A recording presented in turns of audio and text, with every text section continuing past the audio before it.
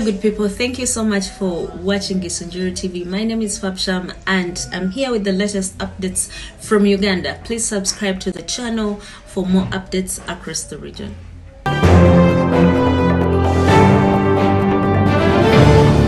The Rwandans in Uganda have paid homage and tribute to the victims of the massacre of the 1994 genocide. These have been called to stand in solidarity with the survivors, as well as fight against the genocide ideology. This year marks the 28th commemoration of the genocide against the Tutsi in Rwanda. The commemoration period, which spreads to 100 days, is commonly referred to as Kwibuka. Kwibuka is the Kinyarwanda word for remembrance. It is an opportunity to pay tribute to victims. It is also a challenging moment for us to reflect not only to the present, but also to the cumulative history that has led us on the transformation journey that Rwanda has gone through. We are commemorating this important event when the world is coming out of the COVID-19 pandemic. But we are all aware that there is no room for complacency towards the fight against it. Although the situation is far better than it was last year when we commemorated Kwibuka 27 at Lambu Genocide Memorial Site, we are still reminded to keep safe by respecting established SOPs. We have always to keep in mind about this until when we will be told by the experts that the pandemic is over. On the 7th of April 1994, while Christians across the world were celebrating Easter festivities, our country was going through one of her darkest times in history. A well-planned genocide against one portion of our population was being executed. Tutsis were being hunted, hacked by machetes, their heads crushed by clubs, thrown into rivers and lakes, and those who were lucky, I'm saying lucky in inverted commas, those who were lucky were allowed to be shot. Were not harmed in any way with a machetes or a panga.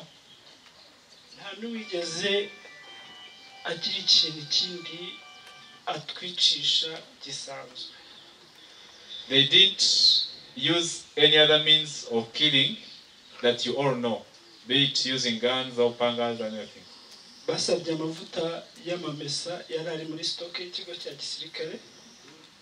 They asked for cooking oil that was in the barracks.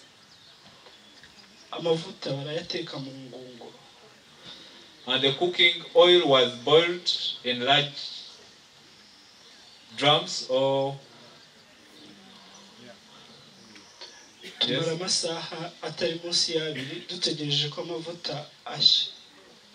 And we waited for 2 hours so that the cooking oil could reach the right boiling point.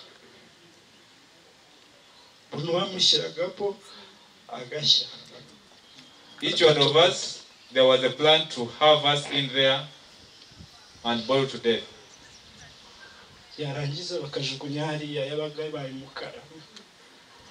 They killed one by putting them in the drum that was cooking hard with cooking oil.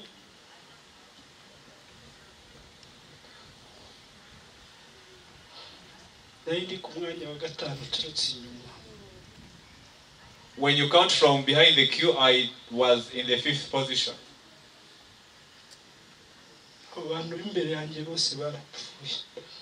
All the people that were in front of me in the queue were all killed in that brutal way by dumping them in the hot cooking oil and dumping their bodies aside.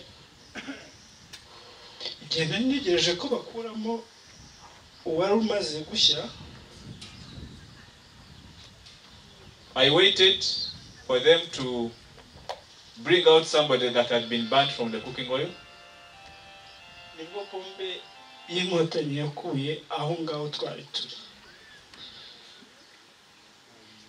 That is when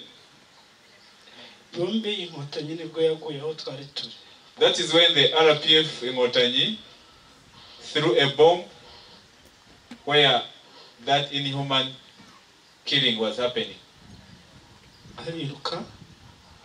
And they fled. And that's how I also was saved.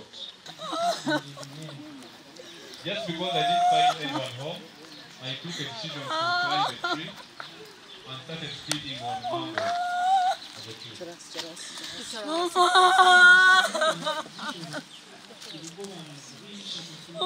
Several victims' bodies were thrown into rivers. Some of the rivers where they were thrown happened to be the tributaries of Lake Victoria. Example is the river Nyabarongo, where the bodies of our brother here were thrown into. The whole of his family was thrown into Nyabarongo. That's why when he's here and he said it, he feels that he is reunited with his family. Within weeks, thousands of bodies were driven by the current of these rivers upstream into Lake Victoria. These were unprecedented and terrifying scenes for the people living on the shores of Lake Victoria. Turashimira rero cyane abaturage bo muri aka gace ka Golo bashoboye kurohora imirambo yari muri Victoria, hanyuma ikaba uyu munsi ishyinguwe mu buryo buhesha icyubahiro ubumuntu. On behalf of the government and the people of the Republic of Uganda, I join the government and the people of the Republic of Rwanda as we commemorate the 28th anniversary of the genocide against the Tutsi in Rwanda, during which 1 million people were deliberately and systematically killed in less than 3 months. Today's commemoration, as we continue to extract from this senseless slaughter lessons that can still be learned to prevent genocide in the future, is being marked under the befitting theme of Remember, Unite, Renew. It is important to remember and raise the awareness about the evils of genocide and the need to fight its denial and ideology. All forms of denial or the evil conspiracy of double genocide should be condemned collectively. It is the genocide against the Tutsi that happened in 1994 in Rwanda. There is no ambiguity whatsoever. And His Excellency President Kagame, on the 7th, when he was starting the week of commemoration, he also mentioned it. We remember all those who were sought out, identified, and killed for nothing but on account of their ethnicity. We come here to honor and remember the innocent massacred at roadblocks, murdered in places like churches, stadiums, and government buildings, where they tried to seek shelter, but to no avail. We've all heard the survivor, very moving testimony. And this, what he was telling us, was happening to millions. So we remember them. I take this opportunity to thank the government and the people of Uganda for showing the sense of humanity, empathy, and solidarity by getting out all those human bodies from the water and accord them decent burial here and in other two sites. Indeed, if it were not for the local communities here who took it upon themselves to collect the bodies and bury them, we would not be here today.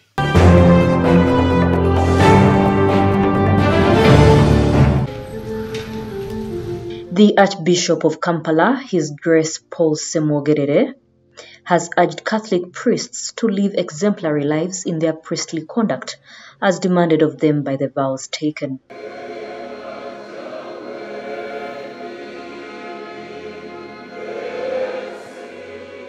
During the Holy Thursday Chrism Mass at Rubaga Cathedral, religious priests renewed their vows of obedience to their ecclesiastical superior, the Archbishop of Kampala.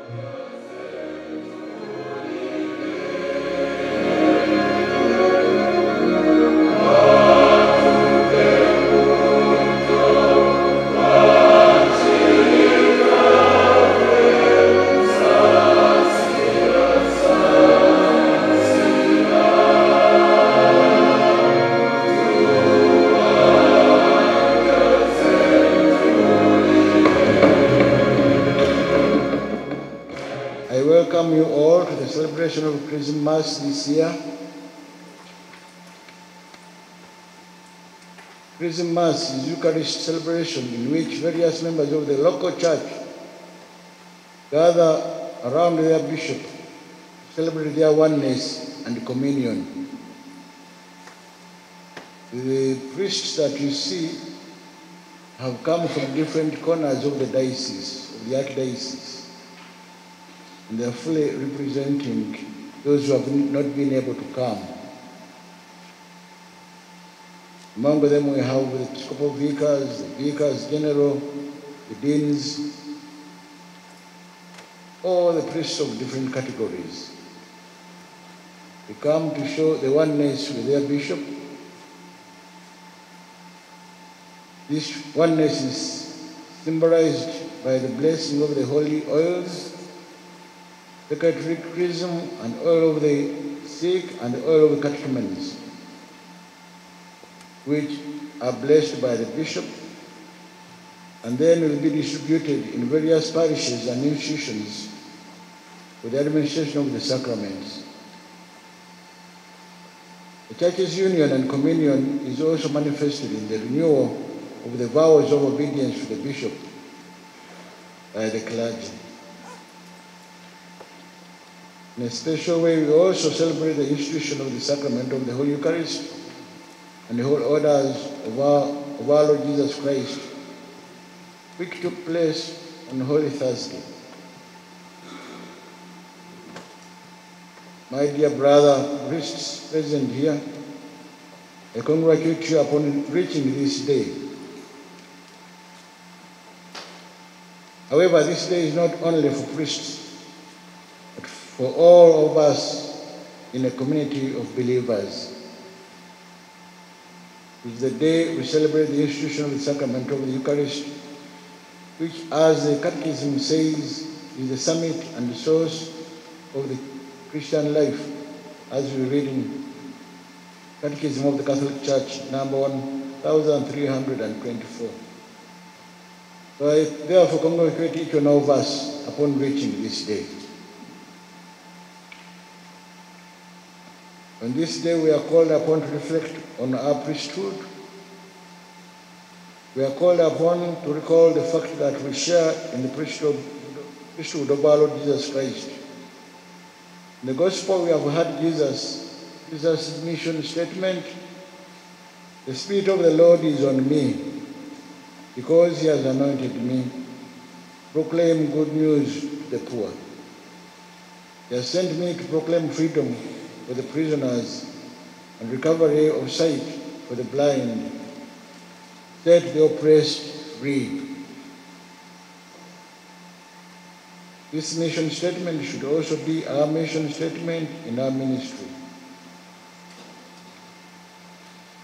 Dear brother priests, at ordination, you and I became an alter Christus, another Christ. So by our behaving and ministering to the people the way Christ did, especially the poor and those at the margins of society, manifest the presence of Christ in the communities in which we serve. We are the instruments of Christ. Let us be flexible instruments through which Christ reaches to his people. The call to manifest the presence of Christ in the world is not only for the priests, but it is also for all baptized. And I'm glad that in this sacrifice of Mass, we have been joined by a variety of people who take pride in priesthood. In baptism, we were anointed and commissioned to participate in Christ's threefold ministry as priests, prophets, and kings. So in our family life, interpersonal relationships, at our workplaces, and everywhere we go in the world, let us all manifest the beauty of the Christian faith by living virtuous lives free of corruption, free of greed, free of promiscuity, intolerance, violence, and all behaviors which are not in line with the teaching of Christ. Let us pray for one another. Let us ask God to bless this day, and let all priests by the order of priesthood, sacred ordination, and priests by baptism, let us all enjoy our day.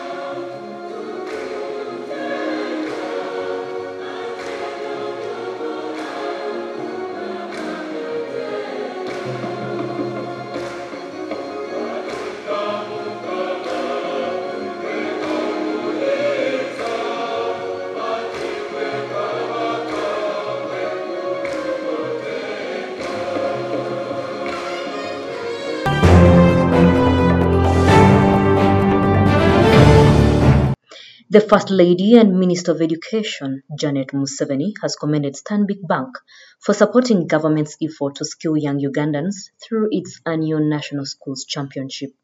Mrs. Museveni also lauded Stanbic Bank Uganda for working closely with the Ministry of Education to support schools manage the adverse effects of COVID-19 pandemic, which forced the entire sector out of work for nearly 2 years. This is not the first time we are associating ourselves with Stanbic Bank. Last year, as you all remember, Ms. Anjuko proposed to us after we had met and discussed how we can partner with private sector in this country to support our reopening of schools, because we were looking for a way that all people of goodwill could really come alongside us to help us on the reopening of schools after a very long time of closure. So Ms. Juko proposed to us the idea of an education symposium to support education as we plan to reopen our education institutions. Stanbic Bank held hands with us as we organized this symposium in December last year. And so I therefore salute you, Stanbic, for the critical role you play. You played at that time in the reopening of our schools. Our focus is now on the quality of the education we are providing to our children. And we know that we have to stretch out to get to that also. Because providing mere writing and arithmetic is not enough. It is something, because we had a majority of our people who could not write their own names or could not add up anything they owned. Now we believe that all the children will at least be able to do that. But that's not enough. We want to ensure that our children will get quality education in this country as the Lord lives. Our goal is to produce graduates who have the competencies and skills required for the 21st century. It is in this spirit that we reviewed the lower secondary curriculum. The reviewed lower secondary curriculum aims at promoting values and attitudes, effective learning, and acquisition of skills in order to reduce unemployment among school graduates. Since inception, we have touched over 280 schools. We have skilled 420,000 students. Where the people you see here are the winners, but there are those who don't win, and the not winning is just a prize, right? We're saying, just by coming to class and taking knowledge, you're winning. We have started over 200 businesses that are still active. And they're different things, and when we get a chance, we'll play a video. And it's use what you have, with what you have, take the opportunity.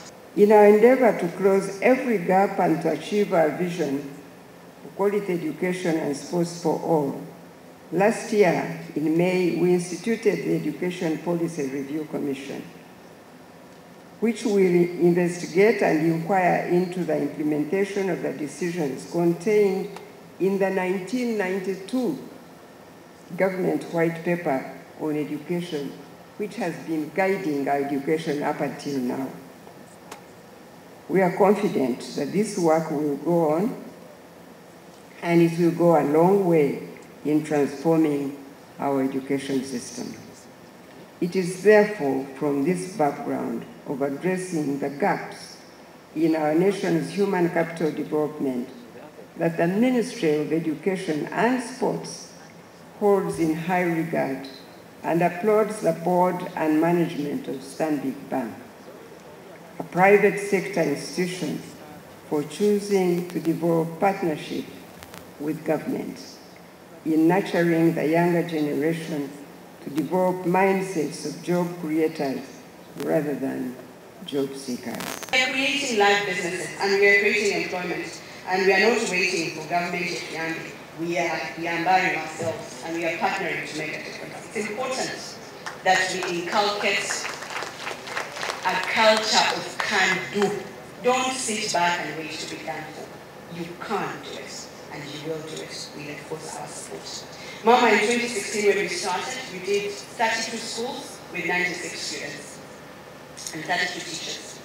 Today, as I speak to you, we're doing 100 schools, 100 teachers, 2,300 students will be skilled, and 600 students' ideas will be generated. I'm thankful to have yet another opportunity to connect with Stanbic Bank nationalistic cause to support the human capital development in our national struggle for the socio-economic transformation.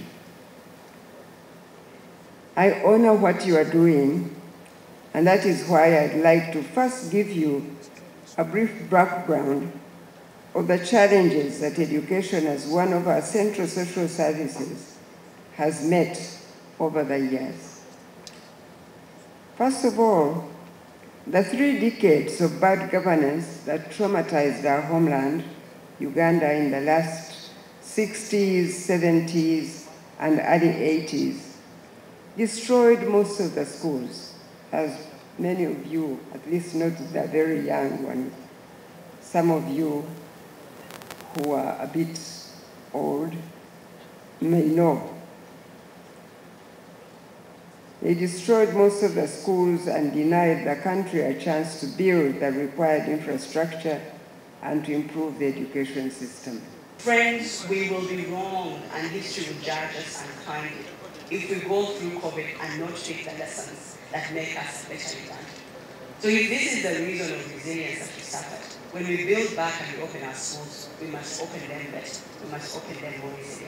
The NRM government has been trying with very scarce resources to provide infrastructure that includes schools, hospitals, roads, the national airline, electricity, water, income-generating projects for the ordinary people of Uganda, that people may have income at the family level in order to help themselves.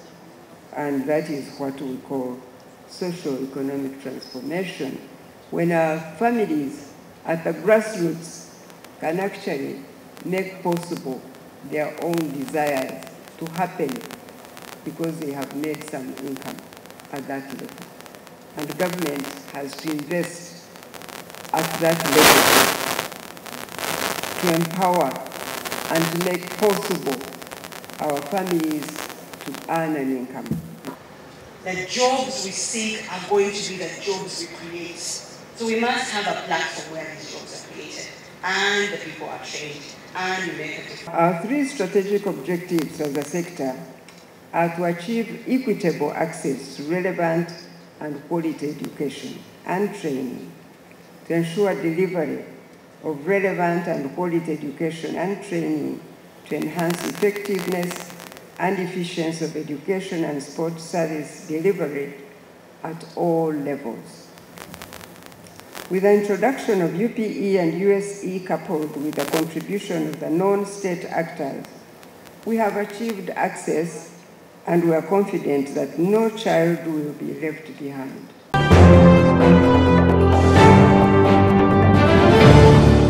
That's all we had for today. Don't forget to subscribe to this channel for the latest updates across the region. Stay blessed.